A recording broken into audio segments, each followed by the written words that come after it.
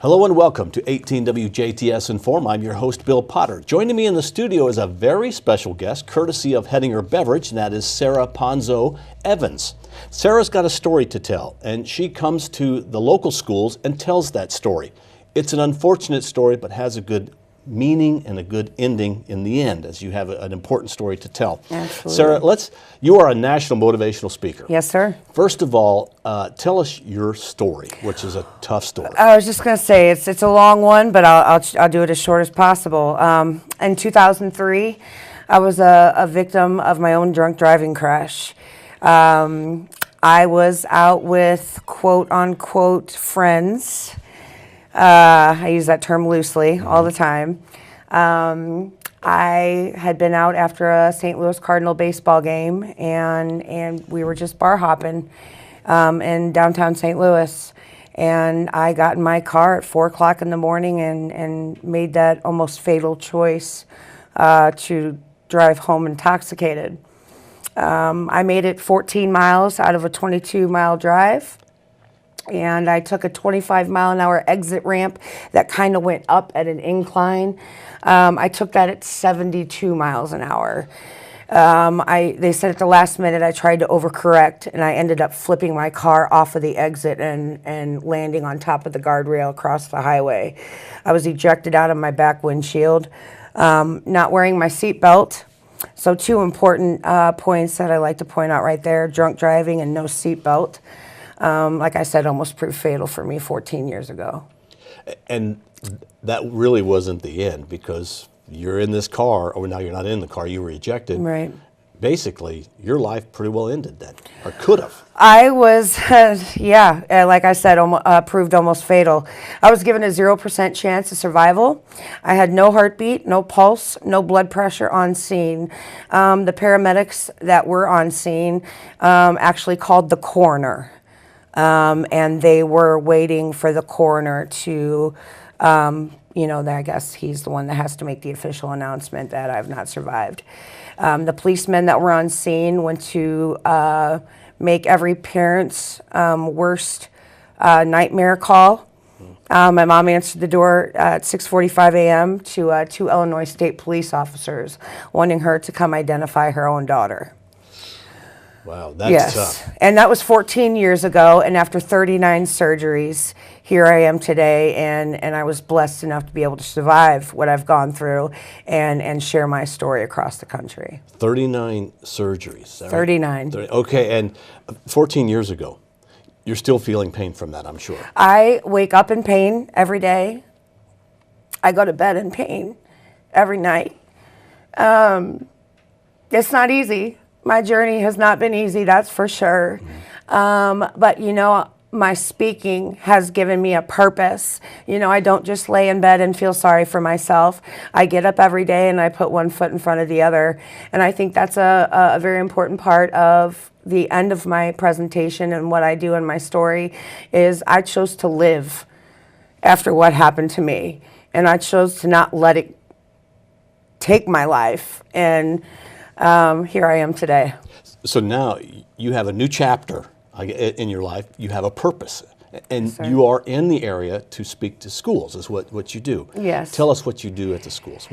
Why are you at the schools? When I woke up from my coma, it was almost like one of those moments where you had just seen the light. I knew what I had to do, and I had this, I don't know if you just want to call it just a powerful feeling that I had to share my story. I was a young girl. I was 21 when my crash happened. I started drinking underage, which I shouldn't have been doing, but I did. And I knew that I was living proof of what can happen to anybody, really. But I wanted to get my story. I wanted to go back to my own high school. And I wanted to share my story with all these students that were just a little bit younger than I was and show them what happens to people. If you make that first poor choice to drink underage, I wanted to show them not to make the second poor choice and get behind the wheel. And drive it. And you didn't involve anybody else at this point, but imagine the horror you hit another car or something, which we hear of all the time. I thank God every day that I that nobody else was involved. I was a one-car, almost fatal collision. I was the only victim. I think that was a part of God's plan, to be quite honest with you. But to look back on that, one of the things that I remember of being in the hospital happened with my mom. And I remember she grabbed my right hand and she held it up against the bed rail. And she looked at me and she goes, Sarah, she goes, do you know how lucky you are that when you woke up out of your coma, the only hand that you had left wasn't handcuffed to your bed rail? Because when you chose to drive drunk that night, what would you have done if you would have woke up and found out that you killed somebody? My mom is the tough love type mom. My mom had just retired October 1st as a full bird colonel in the United States Army. And my mom put me in my place that day, but she taught me a very good lesson. How lucky I was and how blessed I was that nobody else was involved. But you know what? Not a lot of people who choose to drive drunk are that fortunate. When you choose to drive drunk and you do get involved in an accident, you're hurting not just yourself. And if, in a way, if you hurt yourself, that's your fault. But Right. you really are hurting other people. And even though someone else wasn't involved in the accident, there's other people who were hurt. One of the biggest parts of my presentation is getting people to understand the ripple effect that the choice that you make could hurt so many people and affect so many lives. It's been 14 years since my crash has happened, and I can honestly say in the last 14 years, I have not forgiven myself completely for one thing. And what's And that that's one? what I did to my mother. That's tough. I mean, And as a parent, my mom is a single parent. My mom joined the Army to provide a nice life for my sisters and I. And still looking back, even though all the lives that I've impacted in the last 12 years of speaking and going to all these schools and speaking to all these people, I still don't think that I've really forgiven myself for what I did to her. And that is something very difficult for me to handle. And you know, that's what folks have to understand. Although, when you're getting in that car and you're drunk after a night of having a great time, you don't think. You don't know, and that's my whole, point is you can't wait until the end of the night to make that responsible decision. That responsible decision has to be made. First of all, if you're underage, you shouldn't be drinking at all. Okay, but we can't be naive and think it's not out there, and these kids aren't being, affected by alcohol. But if they are, I beg and plead with them not to make the first poor choice to get first poor choice to drink underage, and then the second poor choice to get behind the wheel, because that ripple effect, it hurts so many people. I affected so many people's lives when I chose to drive drunk that night.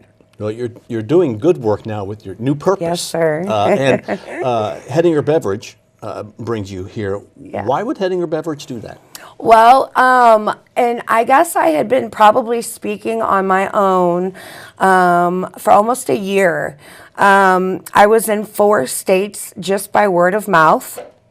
I was born and raised in Southern Illinois, just right outside of St. Louis.